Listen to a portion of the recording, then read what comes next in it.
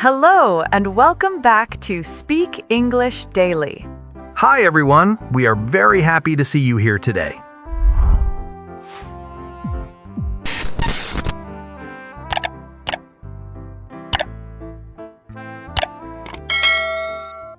Before we begin, take a small moment with us. If you find this episode helpful, stay with us till the end. And if you're listening on YouTube or your favorite podcast app, follow Speak English Daily so you don't miss future conversations like this. These episodes are made to grow with you, slowly and honestly. Now let's start somewhere real. Saying no sounds like a small thing, just one short word. But for many people, it carries weight far beyond language because it touches fear, guilt, politeness, and the quiet worry of being misunderstood. And if you're learning English, that weight often feels heavier. You might know the grammar. You might know the vocabulary. But when the moment comes, when someone asks you for something and your body already knows you don't want to agree, your mouth hesitates, your thoughts rush, and suddenly English feels smaller than your emotions. So instead of saying no, many people smile. They say yes when they don't mean it. Or they say maybe, hoping the situation disappears. Or they stay silent and later feel uncomfortable with themselves. This doesn't mean you're weak. It means you're human. Even in our first language, saying no can feel uncomfortable. Because we're taught from a very young age that being polite often means being agreeable, that kindness looks like cooperation, and that refusing something makes us look difficult, ungrateful, or cold. Now add a second language to that. Add the fear of sounding rude. Add the fear of choosing the wrong words. Add the fear that your tone might be misunderstood. And suddenly saying no feels risky. Many learners tell us something similar. They say, I know what I want to say, but I don't know how to say it politely. Or, I'm afraid my no will sound too strong. Or, I don't want to explain too much, but I don't want to hurt anyone either. What's important to understand is this. The difficulty here is not your English level. It's not pronunciation. It's not grammar. It's the social side of language. English, like every language, has unspoken rules. And one of those rules is that refusal is usually softened, not hidden, but gently wrapped in respect. When learners don't know this, they often swing between two extremes. They are either too direct and feel rude. They are too indirect and feel dishonest. Neither feels good. And over time, this creates stress. You start avoiding situations. You delay answers. You agree to things that drain your energy. And quietly, confidence starts to shrink. That's why this episode exists. Not to teach you fancy expressions, Not to turn you into someone who says no all the time. but to help you feel calm when you need to be honest. To help you understand that polite refusal is a normal, healthy part of communication in English. And that you don't need to defend your boundaries with long stories or emotional explanations. In this conversation, we'll move slowly. We'll look at how English handles refusal. We'll listen to real situations. We'll practice language that feels natural, not forced. If you've ever agreed to something and later felt tired, frustrated, or a little disappointed in yourself, this episode is for you. And if you've ever stayed quiet when you wanted to speak, we're glad you're here. Because learning how to say no politely is not about being less kind. It's about being clear, respectful, and honest at the same time. And that's where real communication begins. Now that we've talked about why saying no feels heavy, let's slow down and look at how English actually handles refusal. Because once you understand the pattern, a lot of that fear begins to soften. Many learners believe the problem is the word no itself, but the truth is, English speakers use the word all the time, just rarely on its own, especially in social situations. When someone asks you for something and you answer with a single word, no, the message is clear, but the feeling around it can sound sharp, distant, or emotionally closed. And this is where confusion often starts, because learners think, but I was honest. And they're right, honesty is there, but English conversation usually balances honesty with tone. What English does, instead of hiding refusal, is soften it. Not to lie, Not to manipulate. but to protect the relationship. This is an important idea. In English, saying no is less about rejecting the request and more about managing the moment. That's why you often hear small words before the refusal even arrives. Words like sorry, thanks, or I'd love to. These words don't change the meaning. They change how the meaning lands. Think about this difference. Someone says, "Can you help me tomorrow?" Option 1, no, I can't. Option 2, "Sorry, I can't tomorrow." Both are honest, Both are clear. but the second one sounds human.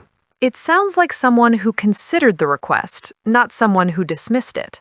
This is why polite refusal in English often follows a quiet structure, even when speakers don't realize they're using one. There is usually a soft opening, Then the no. and sometimes a short reason. Not always, but often. The soft opening acts like a cushion. It tells the listener, I heard you. I respect you. I'm not pushing you away. And once that feeling is clear, the no feels easier to accept. One mistake learners often make is thinking they need to explain everything. They start telling long stories. They give too many details. They apologize again and again. But in English, long explanations can feel uncomfortable. They can even sound like excuses. Short reasons feel more confident. They sound like decisions, not debates. For example, I can't today, I'm busy. that's enough. You don't need to say why you're busy. You don't need to justify your time. Polite English respects boundaries when they're stated calmly. Another important point is tone. A simple sentence can sound very different depending on how it's said. A gentle voice, a small pause, a relaxed pace, all of these signal respect. That's why reading phrases is not enough. You need to feel the rhythm. And that's what we'll practice later in this episode. For now, remember this. English does not expect you to agree with everything, It expects you to be clear without being harsh, to be polite without disappearing. to say no in a way that still keeps the door open. Once you understand this balance, the word no stops feeling dangerous. It becomes just another part of conversation. And from here, we can start using it naturally, in real situations with real people. Now that we've talked about how polite refusal works in English, let's stay close to everyday life, because this is where saying no usually happens, in small moments that feel ordinary but somehow carry pressure, especially when you don't have time to think. These are the moments when someone asks something casually, maybe with a smile, and inside you already know your answer, but your mind starts racing, searching for the right words, worried about tone, worried about how it will sound. So imagine a friend says, "Do you want to come out tonight?" And immediately you feel that quiet resistance. Not because you dislike your friend, but because you're tired, or you need space, or you just don't want to go. In that moment, you don't need a story, and you don't need to perform politeness. You can simply say, "Not tonight, but thanks for asking," and then stop, because that sentence already does everything it needs to do. It says no, it shows appreciation, and it closes the door gently without making it awkward.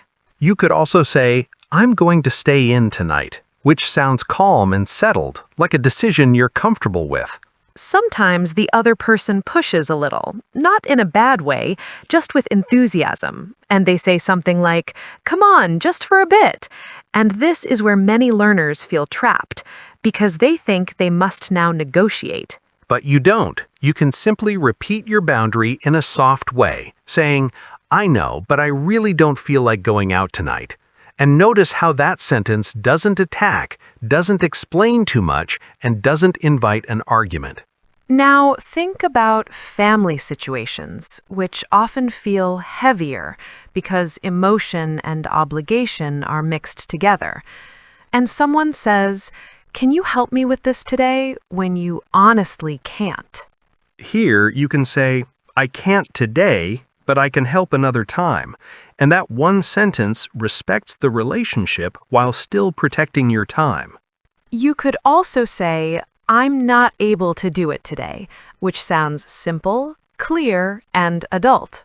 There's also a category of requests that come from people you're friendly with, but not close to, like neighbors, classmates, or casual acquaintances, and these often feel uncomfortable because you don't know how much explanation is expected.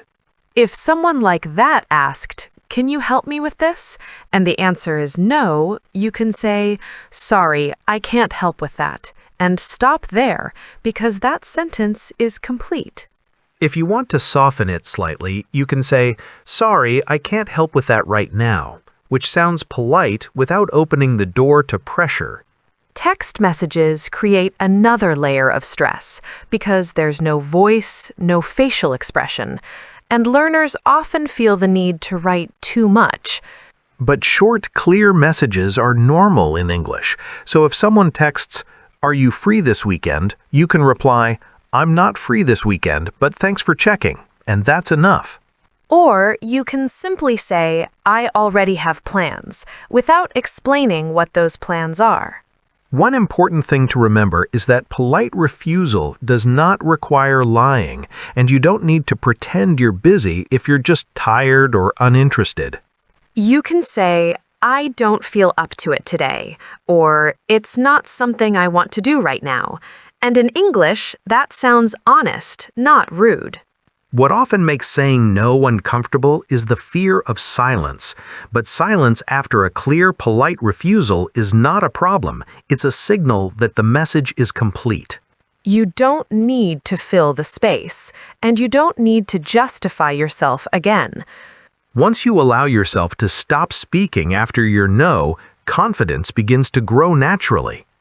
And as we move towards the end of this episode, we'll shift from situations and language into something deeper, the mindset that allows you to say no without guilt, without fear, and without feeling like you're doing something wrong. Before we close, let's slow everything down for a moment, because learning how to say no politely is not only about phrases or structure, it's about how you see yourself in conversation and how much permission you give yourself to be honest. Many people feel guilty after saying no, even when they did it kindly, and that guilt often comes from the belief that good people always agree, that being polite means being available, and that refusal is somehow a failure of character.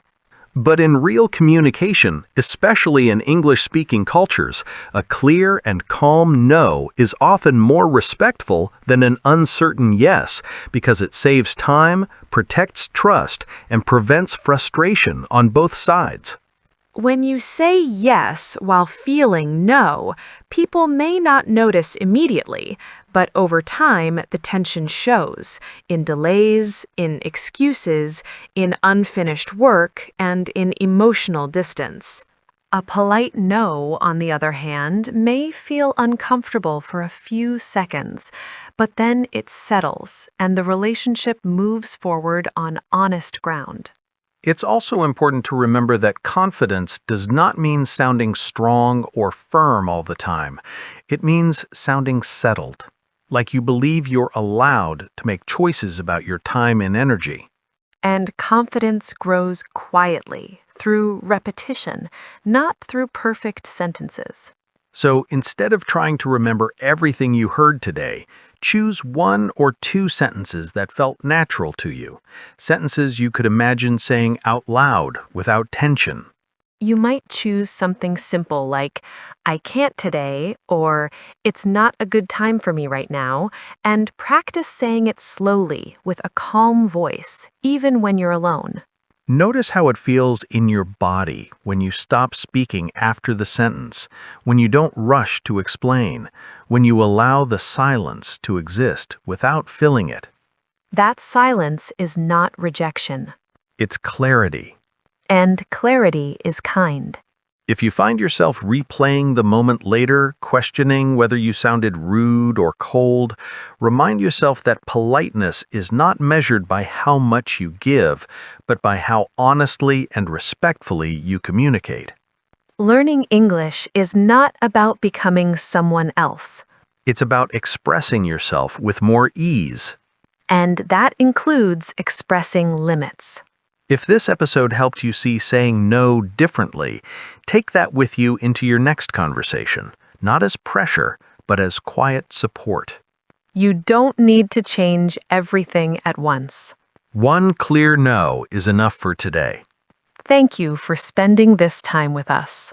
And thank you for trusting Speak English Daily as part of your learning journey. We'll see you in the next episode. Take care.